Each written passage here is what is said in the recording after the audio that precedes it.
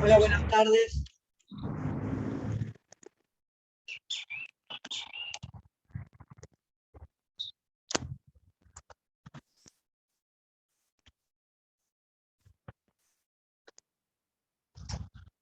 Buenas tardes para todos. Buenas tardes, doctora. Buenas tardes, profe. ¿Le va?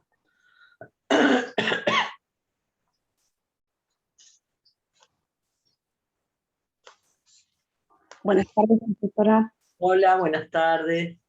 Buenas tardes. Hola.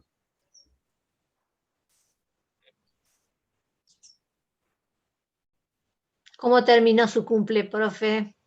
Bien, muy bien, muy bien. Bueno, ¿recibió regalitos? Sí, sí. Ay, eso es bueno. Sobre todo que, como yo tenía que terminar la clase y mi hija vino unos minutos antes, Sí. le pedí que por ser mi cumpleaños me lavara los platos. Porque yo había estado preparando la clase, qué sé yo, bueno, y los platos fueron quedando.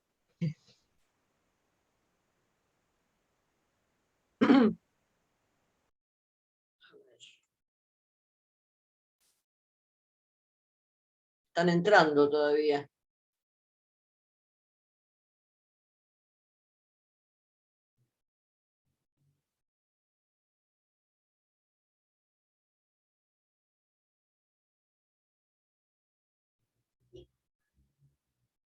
Bueno, vamos a comenzar.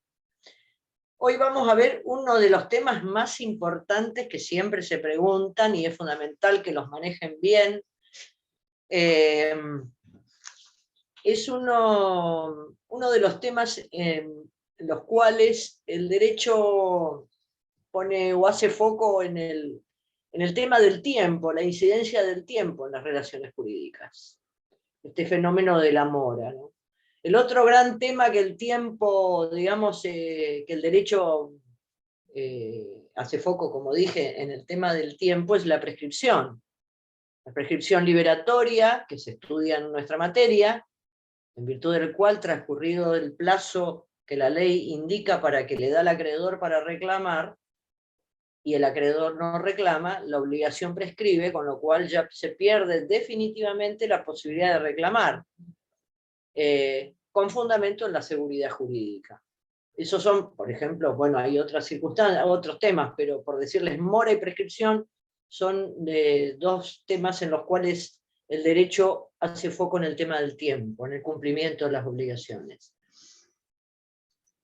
A ver, que quería...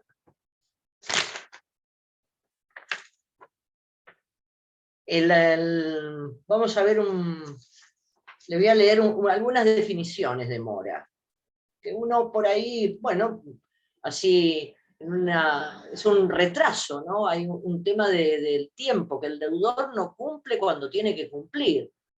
Busso dice que es el retraso contrario a derecho en el cumplimiento de las obligaciones. Plañol dice es el retardo en el cumplimiento de la obligación cuando se incurre en él en las condiciones que la ley determina para asignarle consecuencias jurídicas. En unas jornadas de Derecho Civil de 1983, me gusta esta definición, dice, es una situación específica de incumplimiento relativo, en donde se afecta el término de cumplimiento, con responsabilidad para el deudor y caracterizado por el interés que aún subsiste del acreedor en el cumplimiento.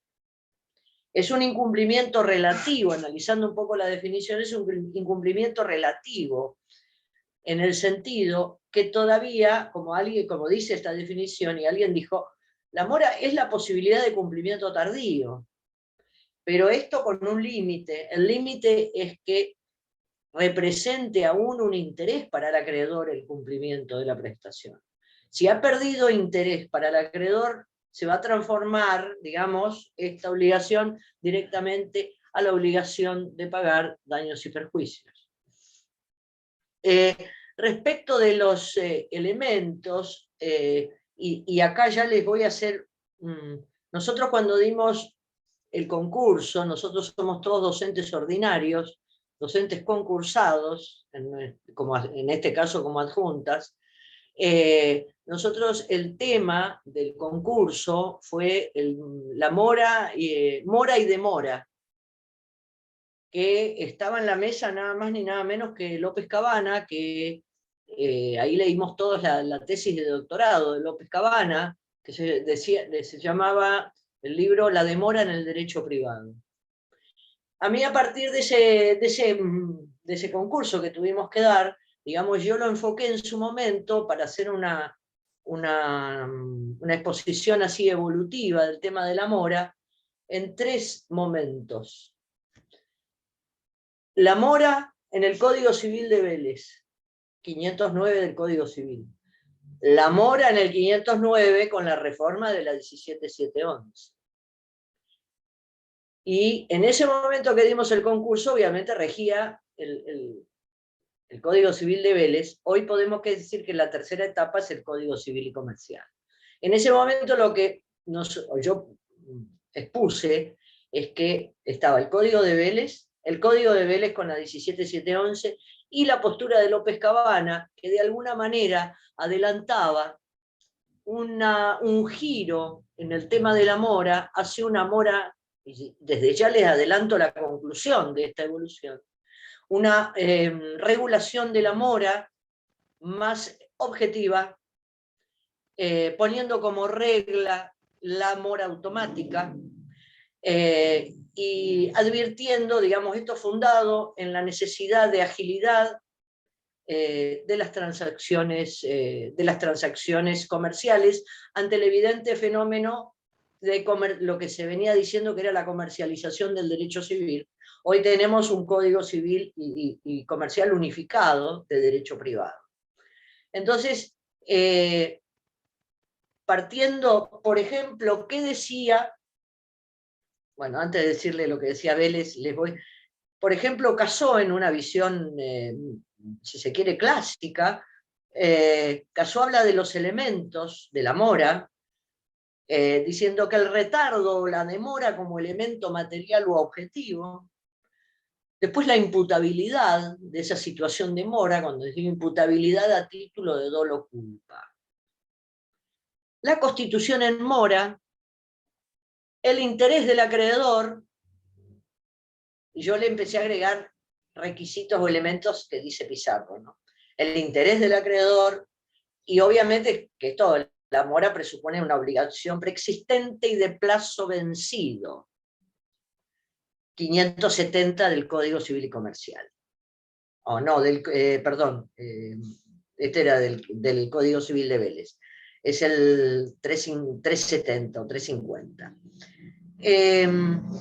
Ahora bien, el retardo supone la demora como elemento, así como el mero transcurso del tiempo. Digamos, supone una situación de una deuda exigible, que ya es reclamada.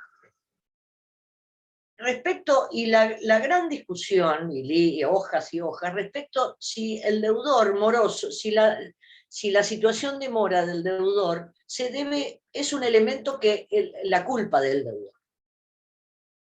La culpa entendida, como dice el Código Civil, y decían, como la omisión de las diligencias exigibles de acuerdo a la naturaleza de la obligación y circunstancias de tiempo, de persona y de lugar. O sea que el deudor obra irregularmente, eso de alguna manera es la culpa, un obrar torcido, defectuoso. Entonces, en cambio, por el otro lado, otras posturas más objetivistas decían que en realidad la imputabilidad subjetiva, en este caso, de dolo culpa, es un elemento más bien de la responsabilidad derivada de la mora, no de la mora misma, que hoy se lo considera que se lo ve más objetivamente. Esta era la postura de Borda. Borda, que fue el inspirador de la reforma del Código Civil de la 17711, de alguna manera esto está en el artículo, en el 509 originario, después de decir cómo es de acuerdo a los diferentes tipos de plazo, etcétera, etcétera, al final decía Borda, sustentando esto de que la culpa no es elemento de la mora, dice: para eximirse de las responsabilidades derivadas de la mora, el deudor debe probar que no le es imputable, que no actuó con culpa, pero de la responsabilidad derivada de la mora, no como elemento de la mora.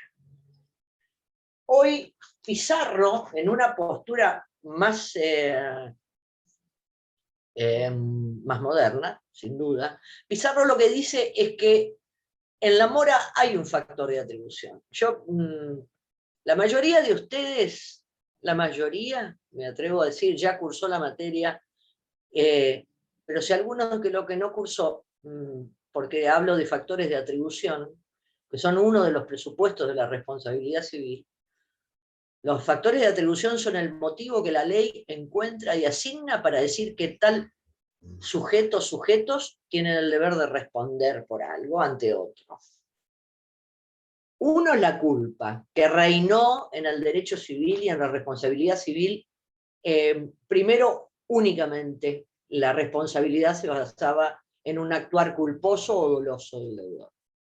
Con el tiempo, hoy tenemos factores que prescinden de mirar al autor de la mora, digamos, en este caso del daño, se obró con culpa o con dolo, para en realidad traer como fundamento de la responsabilidad lo que se llama factores objetivos, porque no se tiene en cuenta, reitero, la subjetividad, sino una situación objetiva. Y en este caso, Pizarro lo que dice, que la mora puede ser también, tener un factor, para él la mayoría de los casos de mora son objetivamente, son de un factor objetivo de atribución, que es la noción de riesgo.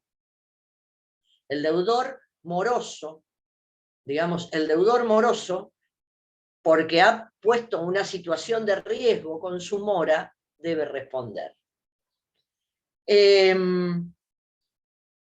Después el otro gran tema que vamos a ver hoy, que es la Constitución en mora, que también ha sufrido una gran evolución en este tema. Requisitos para Pizarro, Pizarro habla de requisitos, no de elementos. Dice retardo, el factor de atribución y la Constitución en mora. López Cabana traía muchos ejemplos en los cuales la mera demora tenía efectos jurídicos, sin identificarse con la mora. Por ejemplo, decía que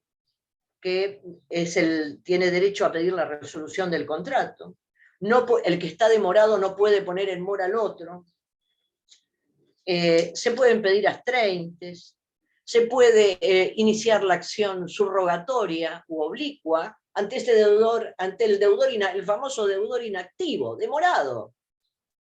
Sin necesidad de mora, yo puedo subrogarme en los derechos del deudor inactivo y hacer lo que él no hace.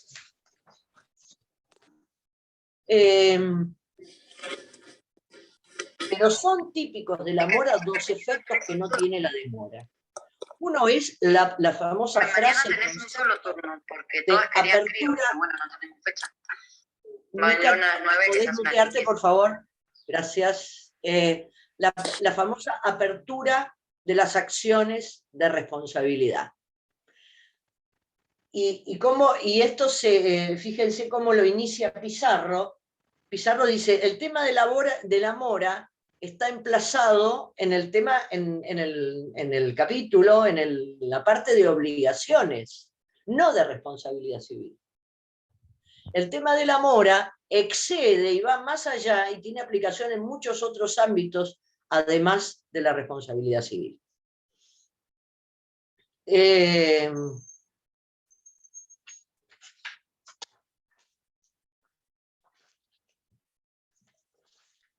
Por otro lado, y siguiendo con esta visión así evolutiva, ¿no? Tengo acá a Vélez Sarsfield, a la 17711 y al Código Civil y Comercial. Para la postura de Vélez, y que seguía al Código Civil francés, para que haya mora tenía que haber constitución en mora. Tenía que el acreedor, cualquiera sea el tipo de obligación y de plazo que se trate, para Vélez Sarsfield, la mora era con interpelación. Lo decía así. Para que el deudor incurra en mora debe de mediar requerimiento judicial o extrajudicial por parte del acreedor. Esa era la regla. Hoy es exactamente la inversa la regla. El 886, mora del deudor, principios, mora automática, mora del acreedor. Ahora el principio, este principio de Vélez Sarsfield es a la inversa. Hoy la mora, por regla, tiene excepciones, se produce en forma automática. Entonces, para Vélez, o sea, con interpelación, ¿por qué se defiende la mora con interpelación? Es más, por ejemplo, ¿dónde está Mainz? ¿Dónde está Mainz? Dice, porque Mainz, que era un romanista, decía que la constitución en mora es necesaria en todos los casos, salvo que la interpelación se haya hecho imposible por maniobras del deudor, cuando la obligación resulta de una posesión violenta, cuando el retardo equivale a la inejecución total y definitiva, ahora vamos a ver, y por convención de partes. De alguna manera, ¿y por qué? Por la mora es una situación muy disvaliosa, muy grave para el deudor. Los efectos de la mora lo van a colocar al deudor en una situación muy complicada. Entonces, como un requerimiento, decía Jean Vías, por ejemplo, de buena fe y de cooperación del acreedor, el acreedor debía interpelarlo, debía constituirlo en mora ex persona, tomarse el trabajo de intimar al deudor a que cumpla. Siempre. Entonces, y por un requerimiento dicen de buena fe, porque si el acreedor no reclama, dice, puede pensarse que tolera una demora, un retraso, que le da un tiempo para cumplir, que el incumplimiento un poco así no le trae problemas al acreedor. Y sobre todo, bueno, fuera fuerte este argumento de que son tan graves las consecuencias de la mora para el deudor, que hace falta este acto, la interpelación por el acreedor es la mora ex persona, es que es necesario que el acreedor le diga, yuju, tenés que pagar, yuju no, discúlpenme, intimo. Las cartas documentos, ¿cómo empiezan? ¿Qué es la constitución? ¿Qué es la interpelación? ¿Es por favor, cuando te quede bien? No. Cuando ustedes van a poner la carta documento, van a empezar con el verbo intimo.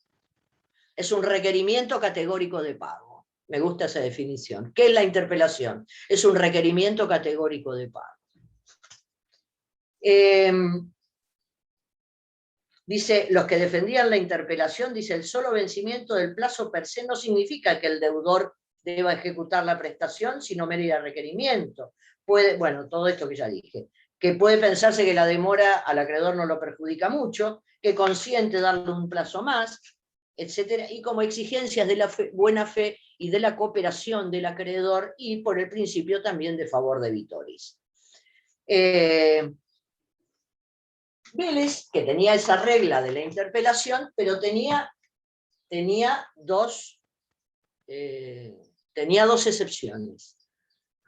Excepto, decía Vélez, el acreedor debe interpelar al deudor, excepto que se hubiera tratado de un plazo perentorio o fatal. Primera excepción. Segunda excepción, como esto todo es derecho privado, derecho disponible por las partes podían acordar que la mora fuera automática, no con interpelación. siempre se puede, salvo que esté involucrado el orden público, las partes pueden modificar las previsiones legales, ¿verdad? Entonces esas eran las dos excepciones que ponía Vélez.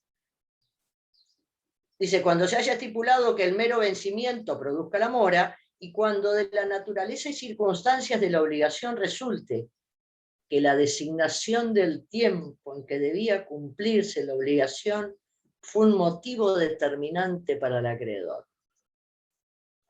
Estas son las famosas obligaciones de plazo perentorio o fatal, cuyo incumplimiento temporáneo ocasiona una inejecución absoluta y definitiva.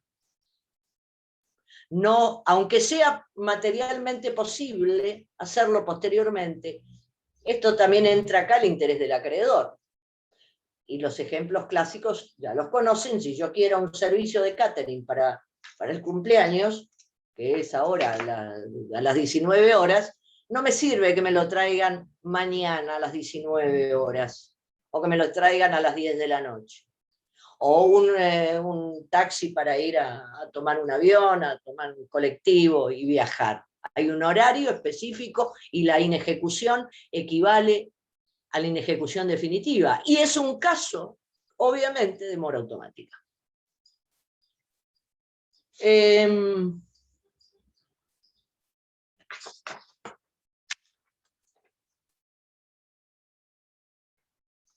La 17711 le da un giro de 180 grados a esto.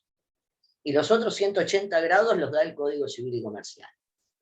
La 17711, en cambio, reformula esto y dice que en las obligaciones a plazo la mora se produce por su solo vencimiento. Cambia, estoy acá con el Código Civil. Decía la 17711, las obligaciones a plazo la mora se produce, y quedaba por pensar a qué plazo se refería, porque no lo ponía. Entonces acá la doctrina había dicho, acá se está refiriendo a un plazo cierto, determinado, cierto, y obviamente expreso, día, mes y año, para que la mora sea automática. Después, en cambio, en el segundo párrafo, Vélez-Sarsfield, y acá empieza el famoso plazo tácito. ¿Qué es un plazo tácito? Tácito es lo contrario de expreso. Acá el plazo tácito, ¿y qué es? Dice el que surge de la naturaleza y circunstancias de la obligación. No es el plazo perentorio fatal, que también surge de la naturaleza y circunstancias. Pero en este plazo tácito, es como que se entiende, son cuestiones de hecho, dice Pizarro, no hay que analizar eso, no es.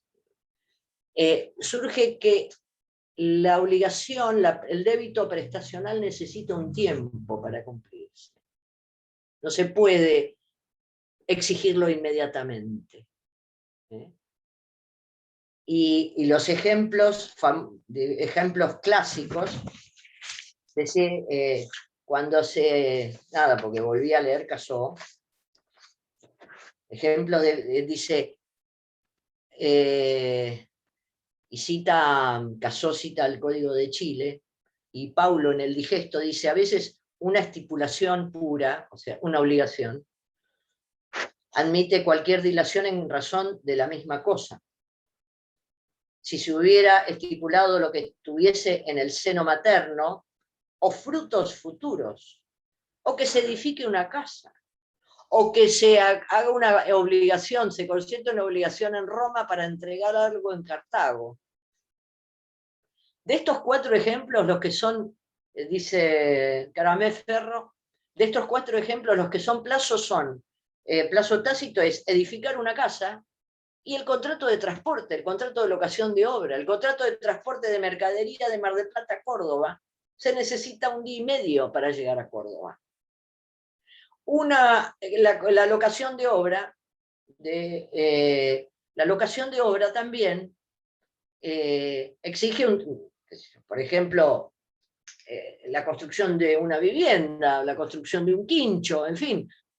Hay que ver que esto no se puede hacer de un día para el otro. Esto necesita un tiempo. Entonces Vélez, a estas obligaciones de plazo tácito, exigía que el acreedor lo interpele al deudor, para ponerlo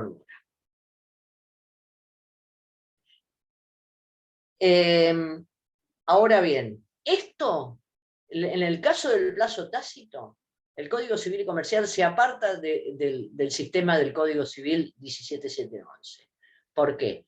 Hoy el plazo tácito, en realidad, no es de mora automática, pero bueno, Pizarro critica un poco esto, quizá con razón, porque hoy el plazo tácito, cuando todos esperábamos ver que el plazo tácito también concluye Pizarro, que también va a ser por interpelación. Pero fíjense cómo dice el artículo.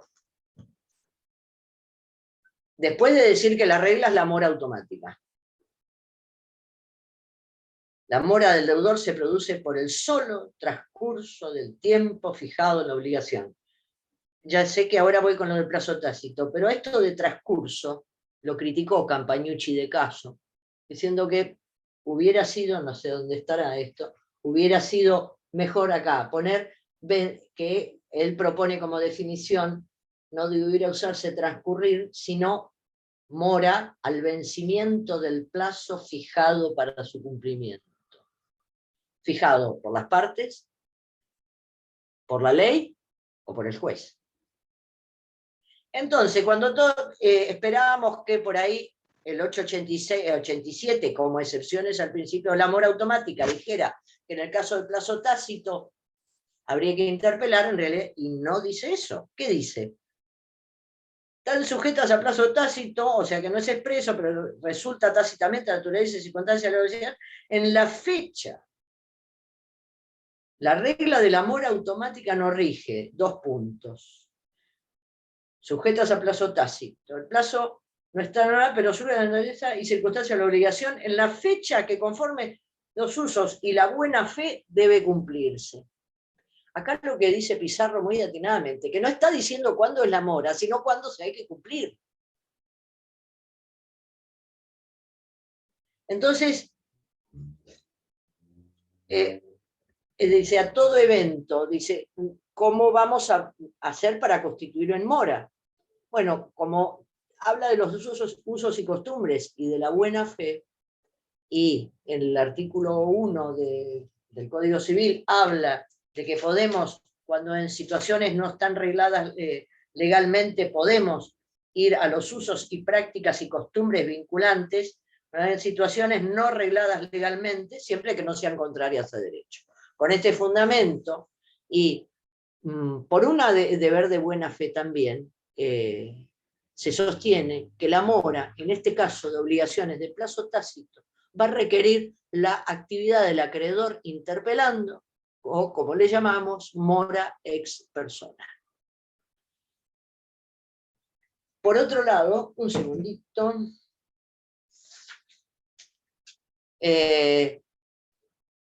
A ver, la regla entonces, ahora es la mora automática, ¿vieron? Ya dimos los otros 180 grados. Desde el sistema de Vélez de mora con interpelación llegamos a que la regla es la mora automática y la excepción será con mora con interpelación o la fijación judicial del plazo. Ahora vamos. ¿Cuándo se produce la mora automática? Tienen que anotar al lado del 886 la página anterior del código, el 871. Por ejemplo, en las obligaciones de exigibilidad inmediata, mal llamadas, según algunos, puras y simples, las que no están sujetas a ninguna modalidad. Las modalidades son la condición, el plazo y el cargo. El plazo, tiene que repasar eso, cuando se estudie esto, lo tiene que repasar. El plazo supedita la exigibilidad de la obligación. Es un concepto fundamental de la exigibilidad. La posibilidad de reclamar el cumplimiento. Ya está en condiciones de cumplir. En las obligaciones, en cambio, la condición es más, va más a lo profundo porque supedita la existencia misma de la obligación. Si yo te voy a regalar un auto cuando te recibas de abogada y no te recibís, la obligación nunca nació. Se va a tener como el hecho condicionante futuro incierto, no se produce, no existió la obligación. Mucho más, digamos, mucho más profundo que la mera exigibilidad. Y el cargo es como una obligación accesoria que se utiliza, por ejemplo, en las donaciones. El donante, si bien son unilaterales en el sentido de la donación que genera obligaciones solamente a cargo de una de las partes, que es el donante que se desprende algo sin obtener una contraprestación, el donante dice, bueno, yo dono estas manzanas para que se haga una plaza, pero que me levanten un monumento. Está muy bien la autoestima del donante. Bueno. Otro caso de mora automática son los hechos ilícitos. Porque tenemos que ver todo esto, digamos, el 509, hoy diría el 886, también, digamos, es aplicable en la esfera contractual y en la esfera extracontractual. Para los daños generados a partir de la comisión de actos ilícitos, dolosos o culposos, o del caso de responsabilidad objetiva, la ilicitud, el momento de la ilicitud, el momento de la mora, es cuando se producen todos los daños, cuando se produce ese ilícito. Ahí ya el deudor, el autor del daño, está en mora. Por lo menos de esos daños que ya están consolidados. Después, si aparecen daños posteriores, esos nuevos daños van a tener otro punto de arranque de mora a partir de cuando se consolidó el daño, de cuando nació el daño. Pero también es una mora automática. Cuando el inciso B del 871 dice tiempo del pago, el pago debe hacerse, lo que les dije, en la de exigibilidad inmediata en el momento que nació mismo la obligación. Si hay un plazo determinado, cierto o incierto, el día de su vencimiento. Dice, y acota Pizarro, día del vencimiento del plazo, dice, ya sea fijado por las partes, por la ley o por el juez. Plazo determinado, cierto o incierto. Entonces, acá tenemos como excepciones, de que ahora vamos a las excepciones del amor automático. Dice el 886, ¿no? El 887. El plazo tácito, con esta aclaración de que en realidad no dice cómo se constituye en mora, que no es automáticamente, dice debe cumplirse, pero la doctrina, por lo menos Pizarro, es de la opinión que es un caso de mora con interpelación. Sujetas a plazo indeterminado propiamente dicho, o si no hay plazo, ¿qué hay que hacer? El juez va a fijar la fecha de la mora. Lo va a fijar el juez.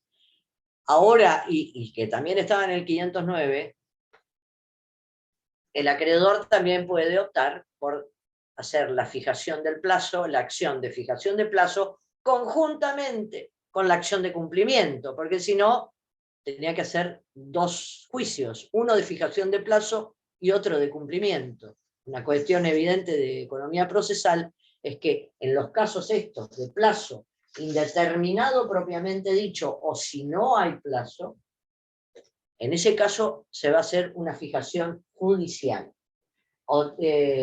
pudiendo, en cuyo caso el deudor quedará constituido en mora en la fecha indicada por la sentencia para el cumplimiento de la obligación. En definitiva,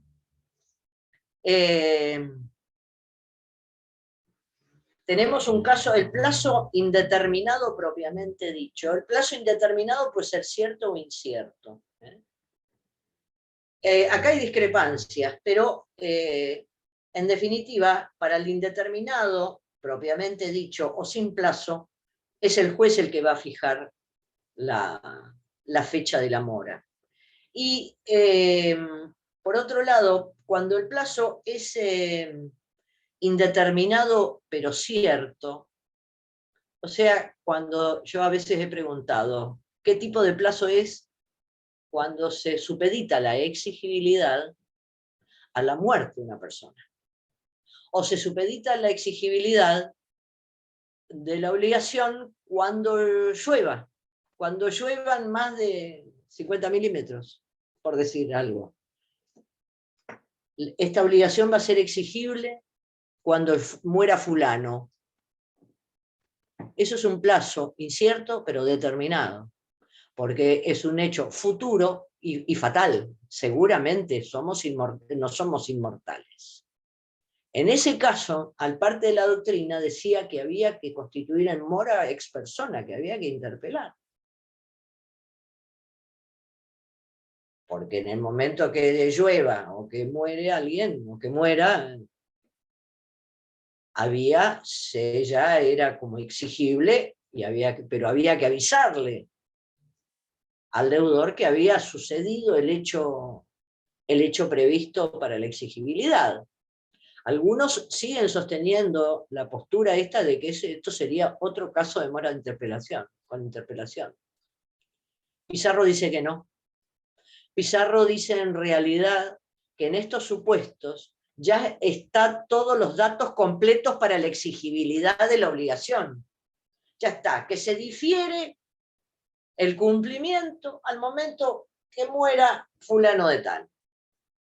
Se difiere. Entonces, él dice, no, la única no con forma de interpelación, pero hay que comunicar al deudor que sucedió, murió fulano, te espero. Es una comunicación unilateral, recepticia, etcétera, pero no es una interpelación. Para Pizarro no es un supuesto cuando el hecho, cuando es indeterminado, cierto, fatal. Para Pizarro no hay que interpelar. Hay que comunicar, por una cuestión de buena fe y de seguridad, comunicarle al deudor que sucedió eso, pero no con forma de interpelación, porque ya los datos de exigibilidad ya están en la obligación. Va a tener que cumplir cuando suceda eso. Lo único que se hace es avisarle que sucedió lo que se había previsto. Esto llama, dice también, al deudor a tener una actitud responsable, responsable y de estar atento, porque ha contraído una obligación que está supeditada a su exigibilidad a esa circunstancia.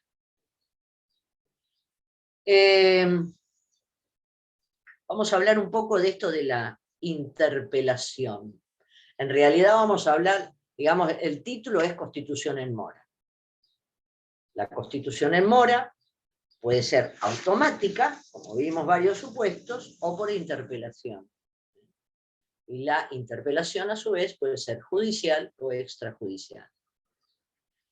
La Constitución en mora,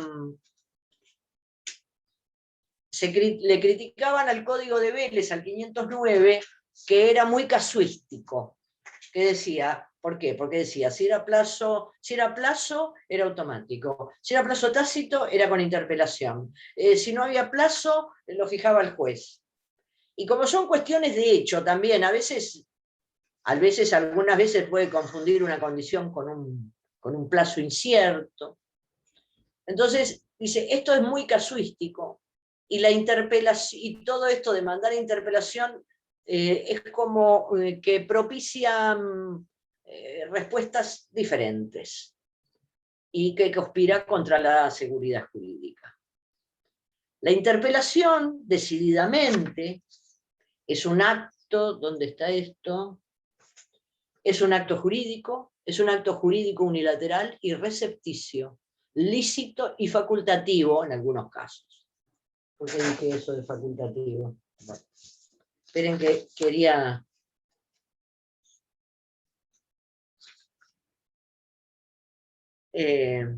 bueno. Doctora, yo tengo una pregunta. Sí, por favor. Entonces, si el plazo incierto e indeterminado ocurre, y el deudor, o sea, no le avisa al deudor, entonces ¿queda constituido en mora o no? Por ese no aviso. Exacto, eso no, según la postura de Pizarro, va a haber mora igual. Va a estar constituido en mora igual, a partir de que sucedió el hecho este de la muerte, ¿no? Para otras posturas, en cambio, es decir, murió fulano, te intimo a que pagues, a que cumplas. Bien. O sea que en el caso de Pizarro, el deudor tendría que estar atento a que el hecho incierto ocurra. A que ese hecho futuro, pero fatal, incierto, desde el punto de vista de cuándo se va a producir, pero que se va a producir. Diferencia con la condición, que es futuro incierto. Bien, o sea, debería estar atento el deudor, según Pizarro. Exacto, Bien. exacto. Bien, Por claro. otro lado, y el otro supuesto de mayor indeterminación del plazo es el indeterminado absolutamente. Que ahí tenemos un solo ejemplo, que es el pago a mejor fortuna. Ahí no sabemos, porque el deudor dice en virtud del cual, bueno, 889, las partes pueden acordar que el deudor pague cuando pueda o mejore de fortuna. Se aplica, es una obligación de plazo indeterminado.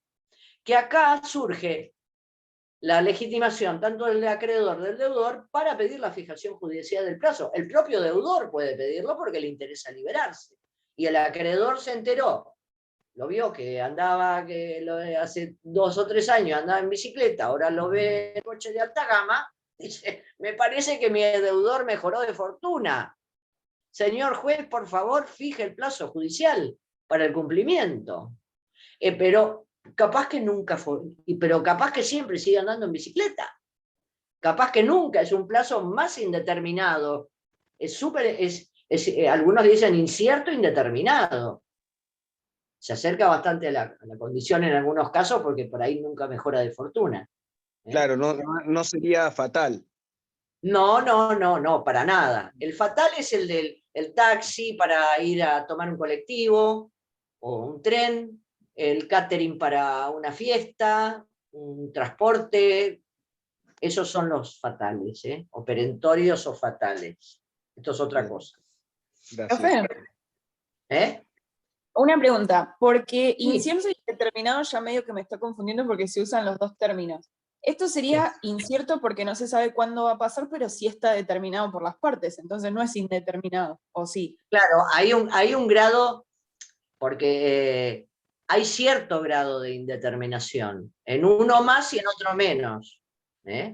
Cuando es incierto, algunos lo que pasa es que algunos pero lo invierten, pero es muy fácil. Dice, el inciso B del 887 dice, sujetas a plazo indeterminado propiamente dicho. Dice que se ha supeditado al acaecimiento de un hecho futuro, fatal, la muerte, pero que no se sabe cuándo va a suceder.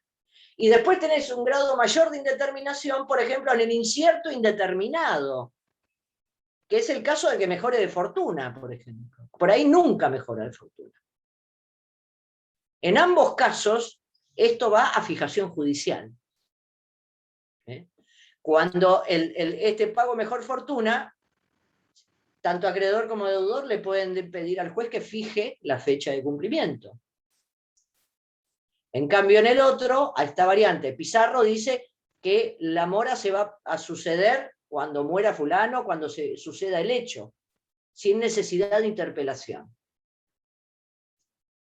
Perfecto, gracias. No, por favor. Entonces, esta interpelación, también la constitución en mora puede ser realizada por vía judicial o por vía extrajudicial. Decididamente, la notificación de una demanda en un juicio ordinario o sumario o sumarísimo, que son dentro de la clasificación de los procesos de conocimiento amplio, ¿no? Cuando el acreedor reclama judicialmente y notifica la demanda, eso es una forma judicial de constitución en mora. Le va a llegar una cédula de notificación al deudor que dice que el acreedor lo ha demandado para el cumplimiento de la obligación. Si se tratara de un juicio ejecutivo, en cambio que es otro tipo de proceso, no hay contestación de la demanda, sino que, por ejemplo, como son títulos ejecutivos, el 529 del Código de Procedimiento, un cheque, un pagaré, una ejecución de alquileres, ahí la providencia que opera como constitución en mora es lo que se llama la diligencia de intimación de pago y embargo. Yo hago un proceso ejecutivo, una ejecución de un cheque, no de consumo, obviamente. Hago la ejecución de un cheque y directamente va un oficial de justicia, no un notificador, va un oficial de justicia a la casa, le toca el timbre y lo intima de pago. Así. Y si no hay pago, procede a embargar bienes del deudor. Esa es lamentablemente ahora con lo... Bueno, lamentablemente no, bueno, como tenemos todo expediente digital, la verdad que busqué algún mandamiento viejo de intimación de pago y embargo, que es un formulario, bueno, también los tengo en los modelos, pero dice, ¿cómo empieza un mandamiento? Un mandamiento dice, mandamiento, que es el brazo largo del juez. El oficial de justicia se constituirá en el domicilio de fulano de tal, cito en calle tal, número tal, y lo intimará al pago de la cantidad de 15.300 pesos más 2.600 pesos para intereses, costos y gastos del juicio. Esa es una intimación judicial. Si no paga, que no, bueno, no es frecuente que eso suceda, que pague el deudor cuando es el oficial de justicia, en defecto de pago, el oficial de justicia y el profesional que pidió el mandamiento, vamos y embargamos bienes del deudor para cubrir esa deuda. Doctora, ¿eso es previo traslado igual al de No, en el juicio ejecutivo no hay traslado. Ah, directamente. En Bien. el juicio ejecutivo, mira, cuando uno está estudiando hay que hacerlo en el momento. 520 y pico.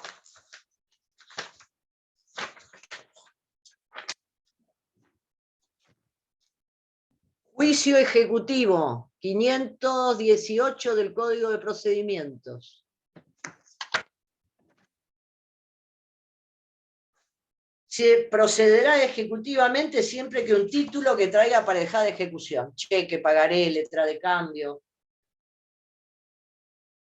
bla, bla. Yo hago la demanda. El instrumento base de la ejecución, no hay traslado acá, que les quede claro. Bien, gracias. Sí, para que te... Y de ahí, la providencia que saca el juez, irrenunciable, fundamental del proceso ejecutivo, es el 529, lo que acabo de decir, intimación de pago y embargo. Esta es una constitución en mora en forma judicial. ¿Qué le dice al deudor? El juez examinará cuidadosamente. Con el mandamiento, el oficial de justicia requerirá el pago al deudor. Si no pagar en el acto el importe del capital reclamado y del estimado para intereses, costas y gastos, dicho funcionario procederá a embargar bienes suficientes a su juicio para cubrir la cantidad fijada en el mandamiento. Acá no hay traslado. Esto también importa, es intimación de pago, embargo, y se lo cita al deudor a oponer excepciones. La primera gran excepción, ¿cuál va a ser? Pago documentado, es decir, paralizar este proceso con el recibo, paralizar este proceso con una prescripción, paralizar con una excepción de incompetencia o alguna cosa así. Bueno.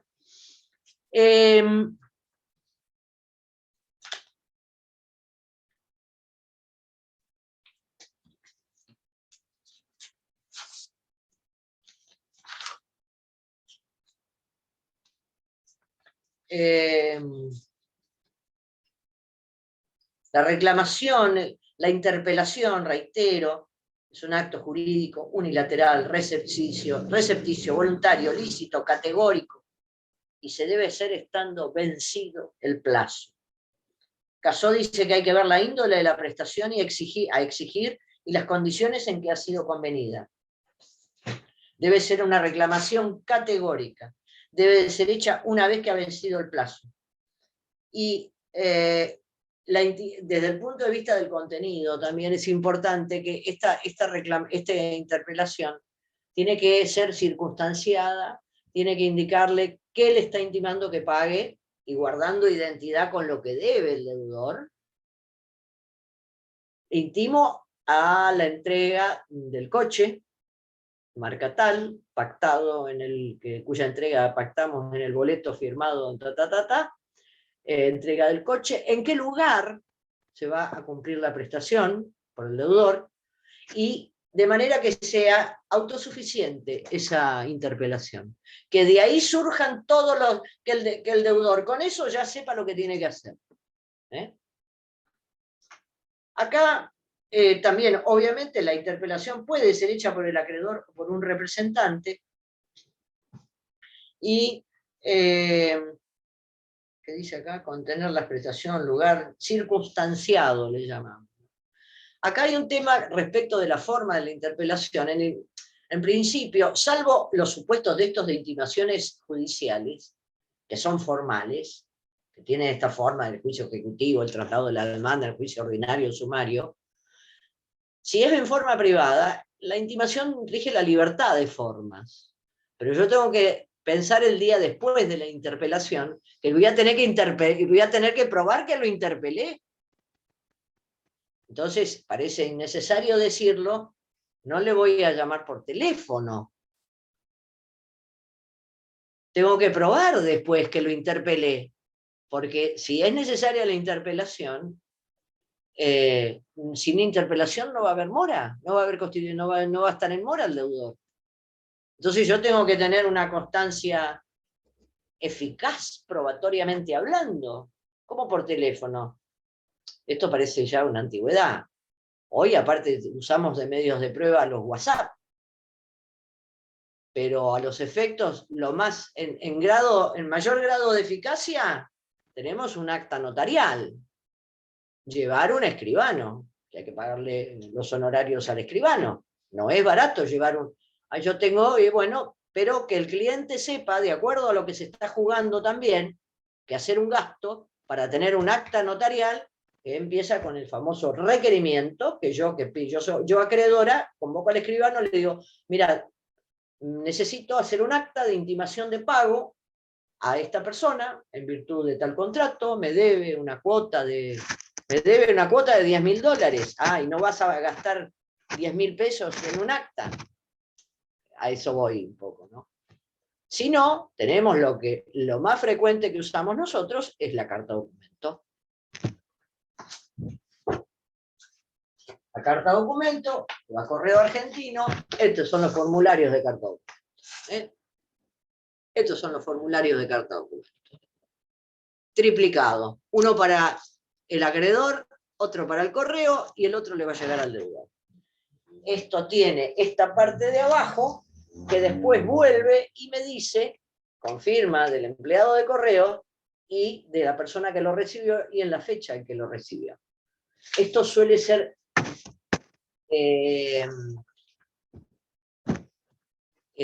a veces los empleados o los carteros no trabajan bien y no te ponen la fecha. Nos ha tocado que no ponen la fecha. Está bien, cuando la mandaste tenés el sello, pero el sello de la cual salió. Hemos tenido problemas porque no ponen la fecha, porque no está claro, pero si la recibieron, estaba dirigida a Martín González, está recibida, la firma no está aclarada, Martín González vive acá, por ahí no la recibe él, pero como vive ahí la reciben. Pero hay que en eso tener especial cuidado y mirar bien, analizar bien los sellos y todo. Los telegramas, las cartas certificadas, todo en realidad todo lo que yo tengo que elegir el medio para interpelar de acuerdo a lo que sea más seguro. Yo creo que los dos medios más seguros son el notarial, el acta notarial y la carta documento. Hay algunas posturas que dicen que la carta documento es instrumento público, porque ahora yo ya me perdí con todos los líos que hay con Correo Argentino, me perdí, pero era el correo oficial del país. Entonces es como servicio público y bueno, algunas posturas sostienen que es un instrumento público. La carta documento enviada por Correo Argentina, no por los correos privados.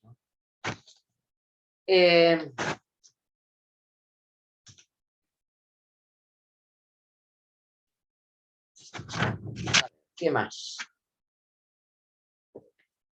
Había otra cuestión que dice, en el último artículo, en el 888, dice, para eximirse, que lo habíamos leído, para eximirse de las responsabilidades derivadas de la mora, el deudor debe probar que no incumplió en forma imputable, en forma culposa. Y dice, cualquiera sea el lugar de pago de la obligación. ¿Por qué dice esto? Acá había una discusión que viene de la doctrina francesa, italiana, que cuando se ponía como domicilio de pago el domicilio del deudor,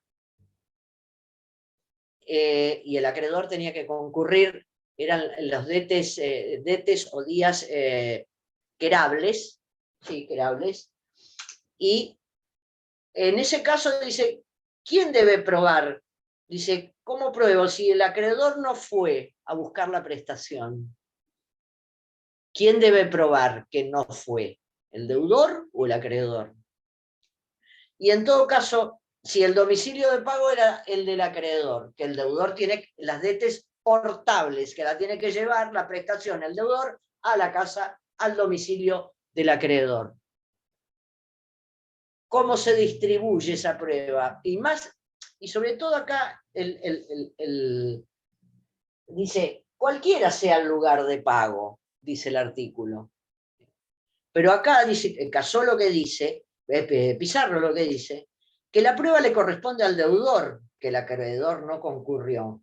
Dice, para así probar, ¿por qué? Porque ¿de qué está hablando? El deudor lo va a probar para probar que el incumplimiento, la mora, no le es imputable al deudor. Entonces la carga de la prueba de esto la tiene el deudor. Porque a él le interesa probar que el acreedor no concurrió a cobrar. Digamos, prácticamente una falta de colaboración y casi podría ser una mora del acreedor. El acreedor no concurrió. Y por eso dice cualquiera sea el lugar. La carga de la prueba de que su mora no es responsabilidad de él, es del deudor, obviamente. Pero esto también tengan en cuenta que el domicilio del deudor es la regla residual para el lugar de pago de las obligaciones cuando las partes no lo han convenido. Si las partes no dijeron nada del lugar de pago, ¿cuál se aplica? El domicilio del deudor.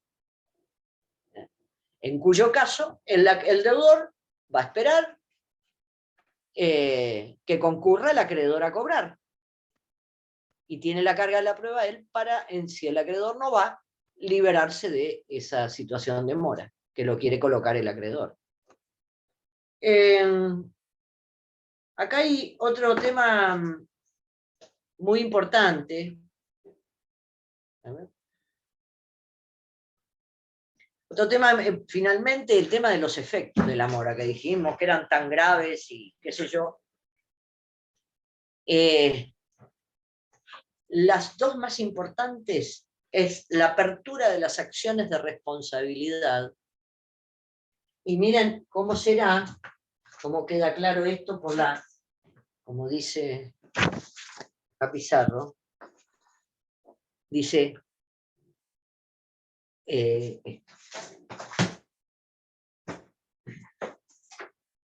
Pizarro cuando empieza mora,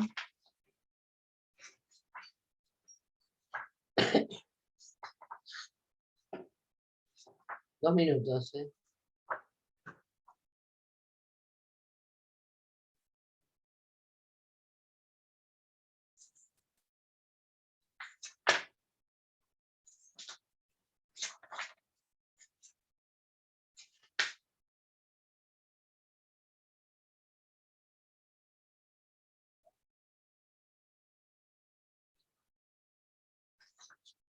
Bueno, no sé dónde está.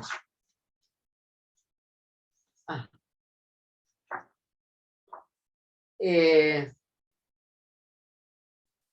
Viene hablando de la mora, pero acaba de terminar el capítulo de efectos de las obligaciones y empieza mora, ¿no? Para que se haga operativo también todo el 730 que leímos de efectos de las obligaciones respecto al acreedor, que abre, digamos, el 730 es la apertura de las acciones de responsabilidad.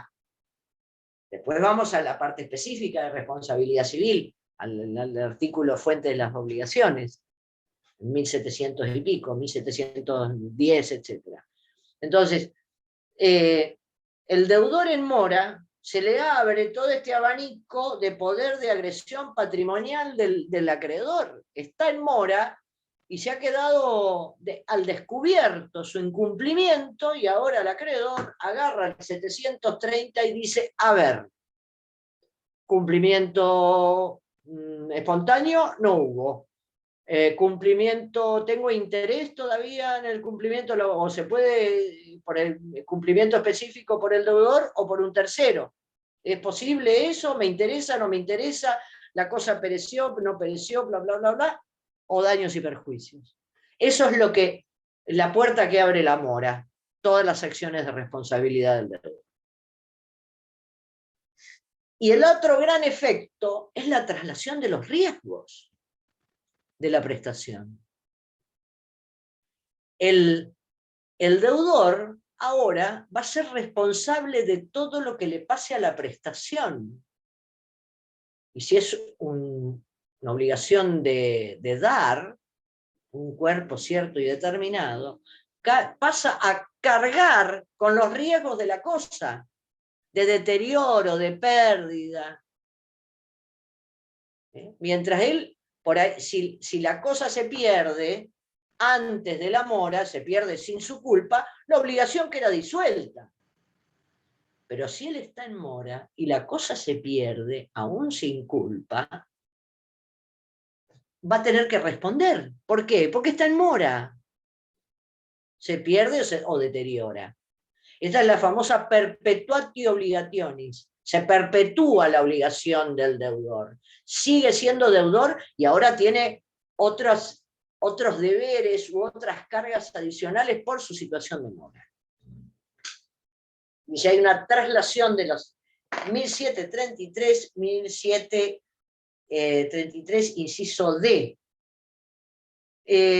Hay casos, y sobre todo, por ejemplo, dice, no va a poder invocar el caso fortuito. Caso fortuito, fuerza mayor, es una situación extraordinaria, imprevisible,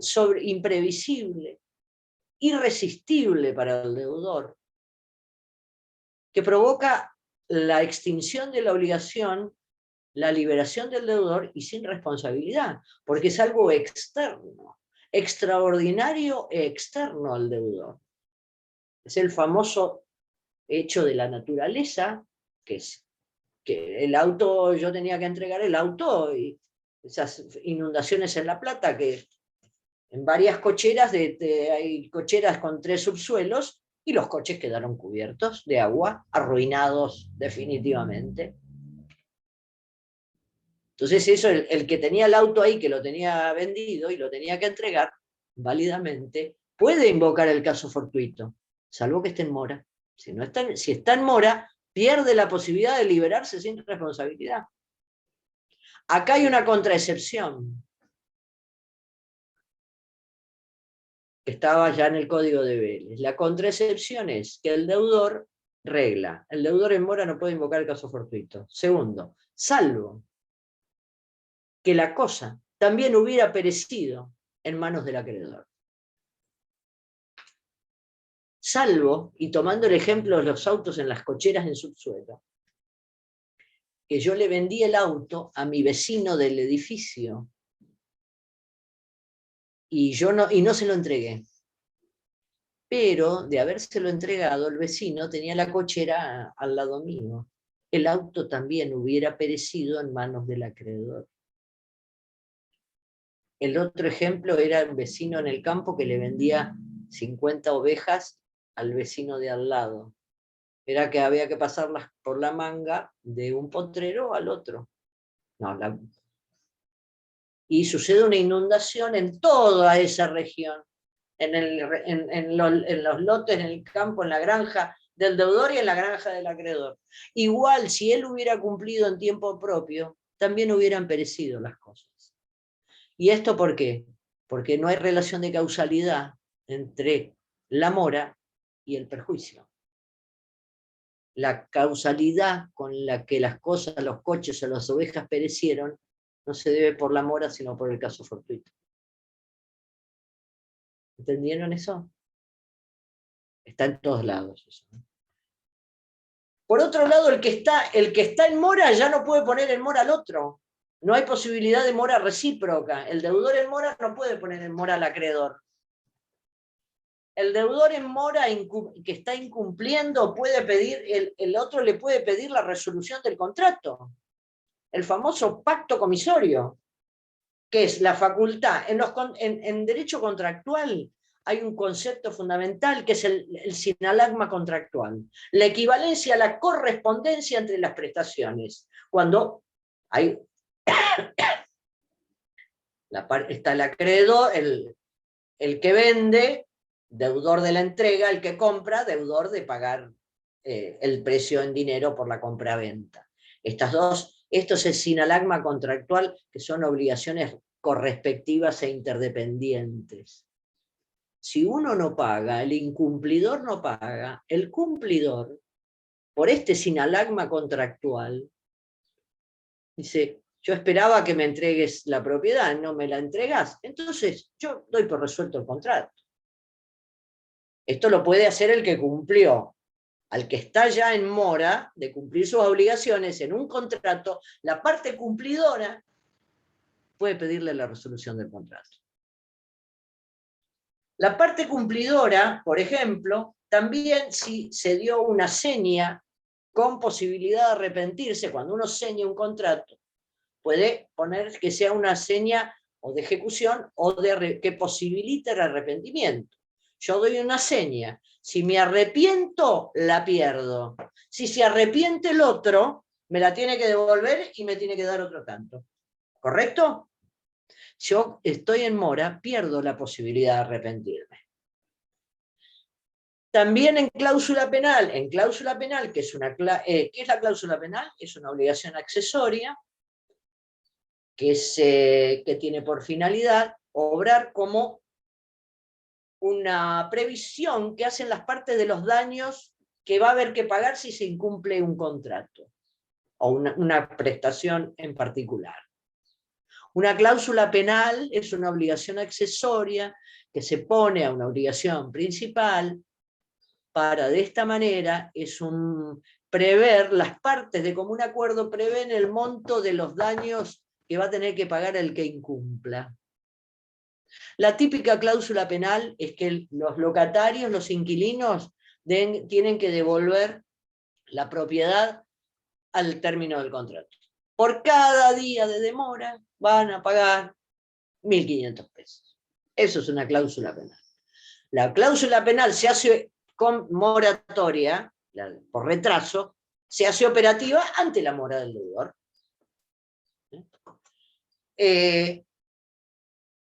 Otra cosa otro efecto de la mora es que el deudor en mora no podrá invocar la llamada teoría de la imprevisión contractual. Los contratos obligan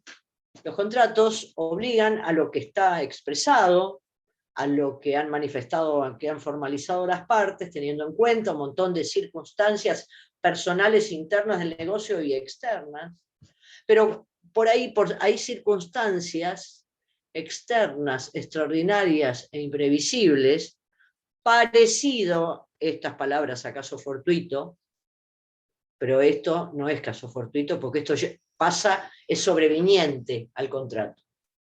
Bueno, se llama cuando se alteran las bases del negocio, las bases del contrato. El caso típico que se contrató en moneda extranjera y ha habido una devaluación feroz de nuestro signo monetario, que ahora antes yo para pagar $10.000 tenía que conseguir al dólar a 180 y de pronto mañana me levanto y el dólar está a 500, por circunstancias que no tienen que ver conmigo, extraordinarias, imprevisibles, pero yo para invocar eso no tengo que estar en mora. ¿Invocar eso qué quiere decir? Señor juez, por favor, arrégleme este contrato, porque se ha transformado en mi ruina este contrato. Yo no puedo pagar esto. No soy culpable, no generé la situación y no estoy en mora. Si estuviera en mora, no puedo invocar esta solicitud de modificación del contrato por imprevisión. El deudor moroso que dio lugar a un juicio, a un proceso judicial, eso va a incidir en que el juez le va a cargar con las costas del proceso. Y por otro lado, es muy interesante, en la ley de concursos y quiebras, la ley de concursos y quiebras tiene un requisito, el proceso falencial, para explicarles lo de la mora, que se llama la famosa cesación de pagos. Es uno de los presupuestos fundamentales de la apertura de un proceso concursal. No, ya, digamos, dejo de lado la quiebra, pero el concurso. La cesación de pagos es la situación objetiva de impotencia de un patrimonio, de un giro comercial o civil, de hacer frente a sus obligaciones con regularidad, con características de generalidad y permanencia. Esta empresa casi está en cesación de pagos. Mirá, lo primero que hacen las empresas es no pagar los aportes jubilatorios.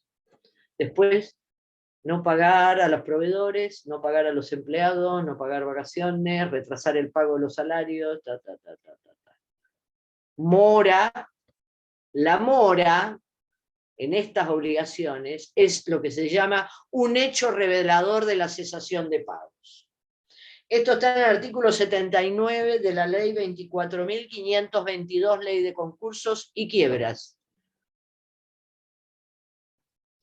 Artículo 79. La mora, tomando como ejemplo un giro comercial, una empresa, una fábrica, un comercio, la mora en el pago de las obligaciones es una alerta, es como se le llama, uno de los actos reveladores de la cesación de pagos. Miren todas las cosas que le pasan al deudor en mora. El empleador que no paga los salarios a un empleado, o a uno o a varios empleados, está colocando al trabajador en una situación de despido indirecto. No lo está despidiendo, pero no le paga. Eso lo va a posibilitar esa mora en el pago del salario, que el trabajador concurra al abogado, al Ministerio de Trabajo, y le diga, ante la falta de pago de salarios constituye una injuria laboral, doy por el distracto laboral e intimo pago las indemnizaciones de ley. Y después, ¿cómo se extingue la mora? La mora se extingue fundamentalmente por pago, por cumplimiento. También el pago por consignación es una de las causales de extinción de una mora, cuando habíamos visto, obviamente, que el pago, para que prospere nuestro pedido de pago por consignación, el pago es completo. Entonces, si se devengaron intereses, tiene que ser el pago con los intereses para extinguir o purgar la mora. Y el Código Civil y Comercial tiene una previsión específica de extinción de la mora en el 886 infine. Dice, el acreedor, al hablar de la mora del acreedor, dice, si el acreedor incurre en mora, dice, si el deudor le efectúa una oferta de pago de conformidad con el 867, que son identidad, integridad, localización y puntualidad, y rehúsa injustificadamente recibirlo. Eso extingue la mora del deudor.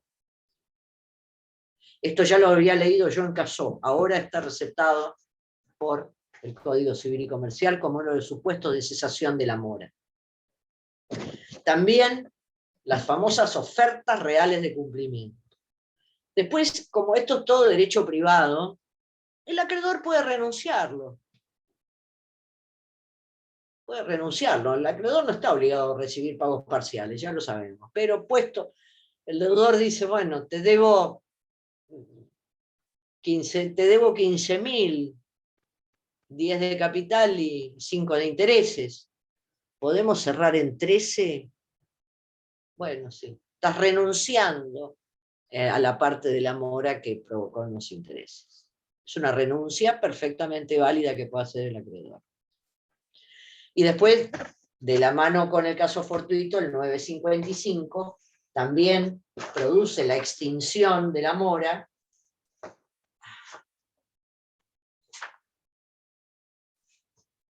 Esto ya lo habíamos visto. Bueno, 955 es imposibilidad de cumplimiento, que sea sobrevenida objetiva, absoluta, definitiva, producida por caso fortuito, fuerza mayor, extingue la obligación sin responsabilidad. Sobrevive, y si sobreviene a causas debidas, causas imputables al deudor, se modifica, lo habíamos visto este artículo, se modifica y se convierte en a pagar daños y perjuicios. Pero acá el primer párrafo es el que nos interesa, porque esta imposibilidad de cumplimiento también borra los efectos, sin que no sea imputable el deudor, borra los efectos y la situación de mora del deudor. Doctora, tengo una pregunta. Por favor. Sí, ¿puede un tercero que se ve afectado oponerse a la renuncia esa que usted dice de la mora del acreedor, de la mora del deudor? Un tercero que se ve afectado en la misma relación, digamos.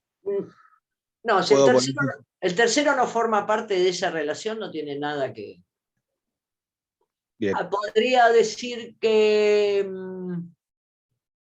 es una renuncia en fraude, que no es una... No, estoy haciendo... Vamos a decir que este tercero, tu tercero, es ajeno a la relación entre acreedor y deudor.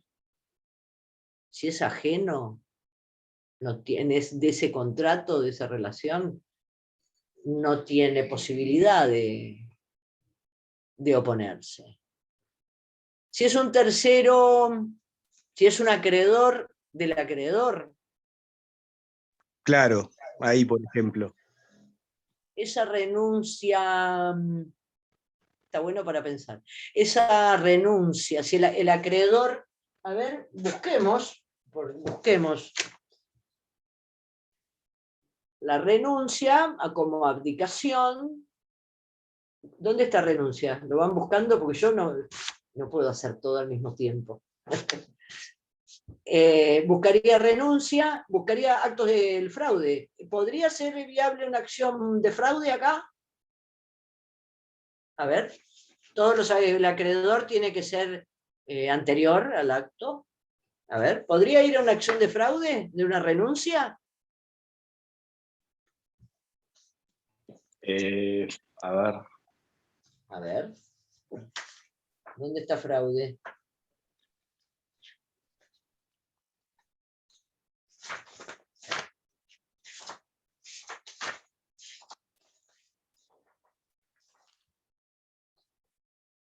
Ay, este código a veces me enloquece un poco. Instrumentos públicos, función de la...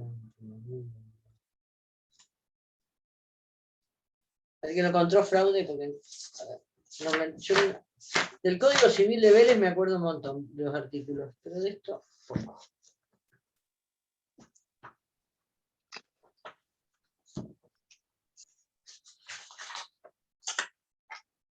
Las renuncias...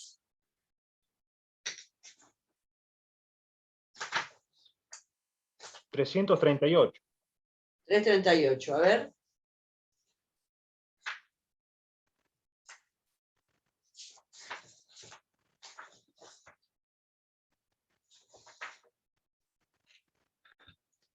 ...87.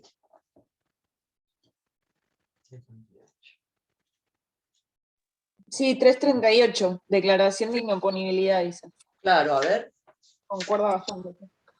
todo acreedor, vos sos acreedor del acreedor, puede solicitar la declaración de disponibilidad de los actos celebrados por su deudor en fraude de sus derechos y las renuncias. ¿Cómo es tu nombre? Lucio. Lucio. Perfecto, mirá. Y las renuncias al ejercicio de derechos o facultades con los que hubiere podido mejorar o evitar empeorar su estado de fortuna. Bien. Gol de Entonces, sí. Lucio. Gol de Lucio. Muy bien. Bárbaro, Bien. gracias. Mirá, está específicamente prevista la renuncia. Bueno, tiene que ver todos los requisitos bien del fraude. Requisitos. Que el crédito del que se opone, del que impugna, que el crédito sea de causa anterior, excepto que el deudor haya tenido ánimo de defraudar a futuros acreedores. Que el acto haya causado, lo típico del fraude, que causa o agrava la insolvencia del deudor, que quien contrató con el deudor a título oneroso conocido debido conocer, bueno, el tema de la buena o mala fe del que contrata con el otro, ¿no? Bueno, interesante, muy bien. Esperen un segundito que yo hice, les quiero... ¿Dónde está? ¿Dónde está?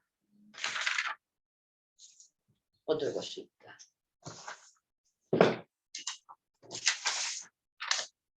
Dos palabras de imputación de pago, que no lo vimos el otro día. La imputación de pago me interesa que tengan presente que presupone que hay una parte acreedora y una parte deudora, están las mismas, vinculadas por más de una obligación, pero entre las mismas personas. Y las prestaciones tienen que ser homogéneas. Y lo que está dispuesto a cumplir el deudor no alcanza. Un segundito que quiero ver. Esa es la situación fáctica, digamos, de imputación del pago. Lo que tiene el deudor y acreedor están vinculados por más de una obligación, más de una relación obligacional.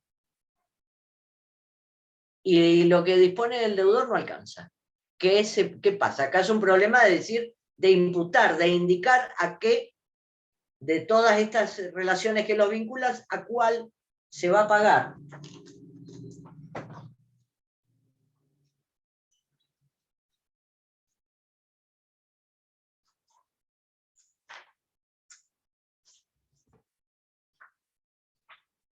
La primera regla es que primero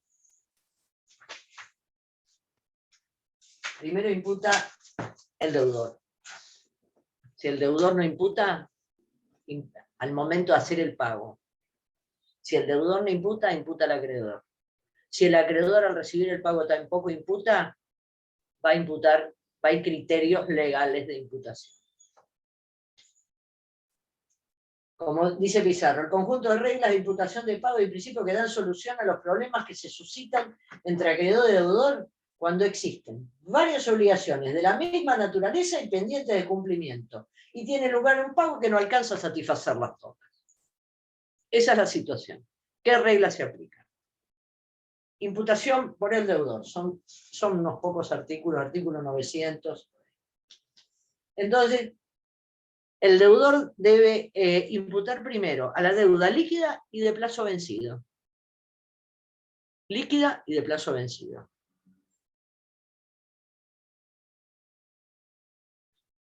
¿Qué es una deuda líquida? En la nota al 819 del Código de Vélez explica en la nota, nada, son esas cosas que me acuerdo que nunca más me olvidaré. ¿Qué es una deuda cierta? Es aquella obligación, aquella prestación cuya existencia es cierta y la cantidad está determinada. Existencia cierta, cantidad determinada. Eso es una deuda líquida. Existencia cierta y cantidad determinada. Y después dice, esto está en el 899,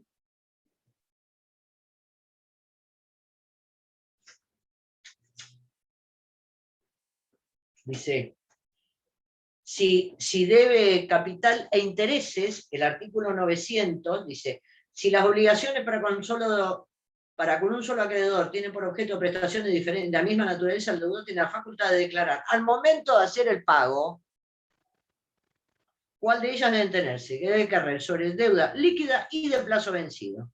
Si la deuda es capital e intereses, no lo puede hacerse el listo el deudor e imputar a capital.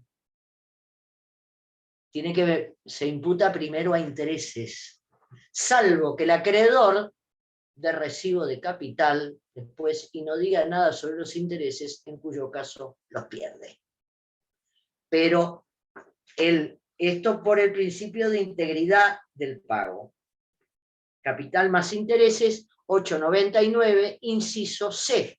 Este principio está en el 899, perdón.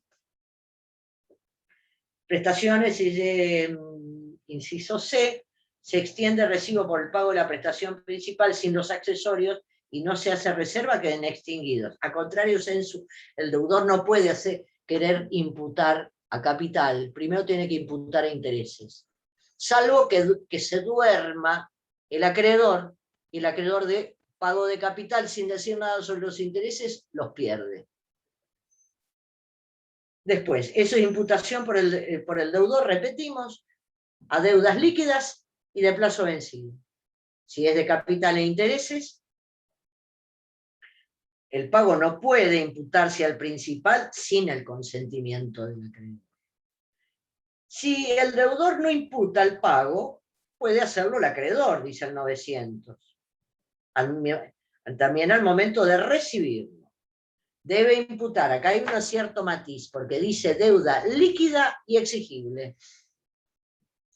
Y critican bastante porque ¿qué diferencia habría entre exigible y de plazo vencido? ¿Hay diferencia entre exigible y plazo vencido? Para mí no.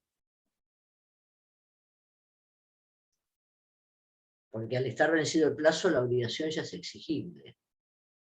¿Por qué pone dos conceptos diferentes? ¿Por qué dos palabras? Plazo vencido para el deudor y exigible para el acreedor. Después lo podemos buscar esto en algún código comentado. Y también el acreedor, acá una diferencia, que el acreedor dice, asumiendo que es dinero, que es lo más frecuente, si lo que dispone el deudor para pagar, hay varias deudas, y lo que dispone, dice, le alcanza para cancelar totalmente una de las 4 que tenían en común. Alcanza para pagar una y sobra un poco. Tiene que cancelar totalmente una y después parcialmente el resto. Pero tiene que, por lo menos una de las obligaciones que los vincula, puede imputar totalmente el pago al acreedor. Si el deudor no imputa las siguientes reglas, debe imputarlo a deudas líquidas, dice, y exigibles. B, una vez canceladas totalmente una o varias, puede ser que lo que esté pagando el deudor alcance para pagar totalmente una o varias, puede aplicar el saldo a la cancelación parcial de las otras. Y finalmente, la famosa imputación por la ley, que venía acá el famoso concepto de mayor onerosidad, dice, cuando no imputó ni el deudor ni el acreedor, va a imputar la ley. Bien. El juez va a aplicar, decir, estas relaciones entre esta gente, acá hay un depósito, un pago hecho por el deudor, y el juez dice, bueno, yo me tengo que guiar por esto, dice el juez. Imputación de la ley, que es plazo vencido, nuevamente plazo vencido, igual que para el deudor, y dice la obligación de plazo vencido, pero dice más onerosa.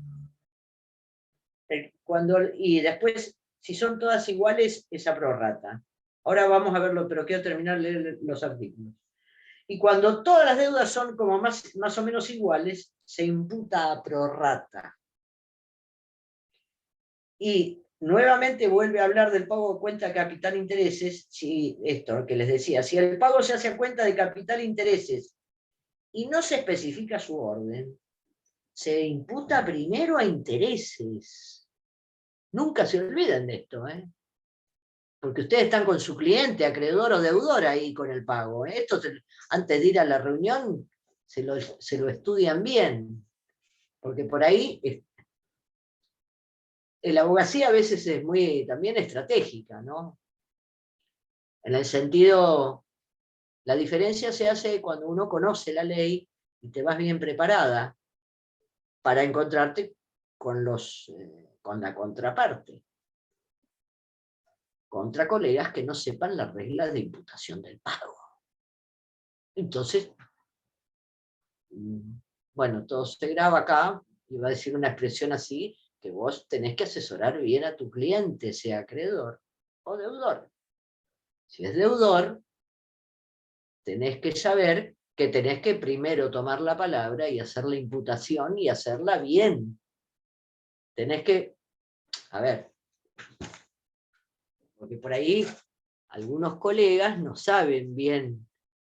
El otro colega, que es el abogado del acreedor, y no ha estudiado bien las reglas, entonces yo le digo a mi cliente, el deudor, que haga una imputación que pague capital. Y se salva de los intereses. Entonces, después, claro, yo lo digo, por ahí el abogado me dice, no te hagas la lista que no podés hacer eso. Bueno, nada. Pero si el acreedor no dice nada y me da el recibo por capital, mi cliente me tiene que comprar una botella de champán, aparte de pagarme. Se los digo porque para que tengan muy presente lo importante que es conocer la ley y seguir estudiando. Tenés un tema, sí, vas a ir a una reunión, tenés que leerte todo, tenés que saber bien, cuál es tu margen de actuación para defender los intereses de tu cliente. He visto mucho burro, que sale muy caro ser burro para los clientes, y desprestigio de la profesión. Tengo varias anécdotas. Bueno, esto estaba en el tema del capital intereses, estaba en el Código Civil de Vélez, y decían que si el acreedor al momento de recibir el pago no hacía reserva, los perdía. Era y el caso decía, eso es una extinción objetiva de las obligaciones. El acreedor también tiene que estar atento a cuidar su crédito, no va a pretender que se lo cuide yo, deudora. Bueno, te recibo por capital. Firmó, ¡pum! La imputación es irrevocable, no se puede volver atrás, salvo que saques de la galera un vicio de la voluntad, un vicio del acto jurídico, o lo que fuera. Pero estas reglas hay que manejarlas perfectamente. Siendo las 18:25,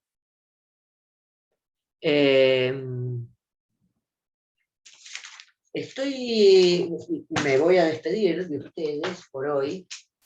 Muchas gracias por haberme escuchado, como siempre. Creo que como venimos con las clases así bien, me faltó consignación extrajudicial. No es difícil, de la escribanía y todo. Si tienen algún problema, me lo consultan. Pero estoy pensando en hacer un trabajo práctico sobre buena fe,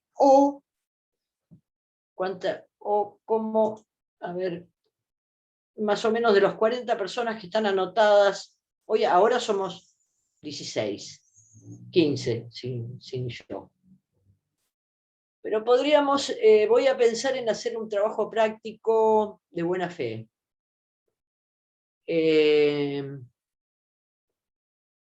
Pero un trabajo práctico o algo más dinámico. No ¿Lo sé. sube al campo? No lo decidí. No lo decidí todavía.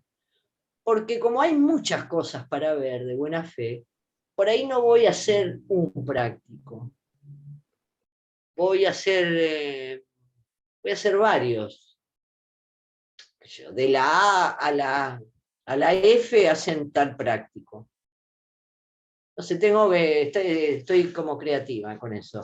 Porque quiero que un grupo vea la buena fe en los contratos, otro grupo la buena fe en el pago, el tema del acreedor aparente, porque ahí, y la buena fe a los efectos de la mora del acreedor, la buena fe en el cumplimiento de los contratos.